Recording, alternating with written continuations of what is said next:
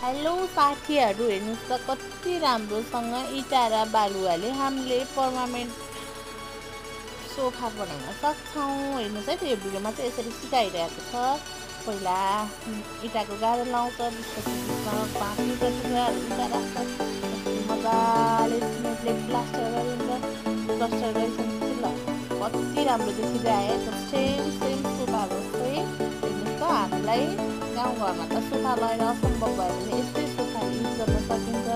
कति राम्रो छ, मलाई त एकदमै मन पर्यो। हजुरहरूलाई के मन पर्यो कि परेन एकचोटि हेरेर कमेन्ट गर्नुहोस्। हेर्नुहोस् त ल, वाउ कति राम्रो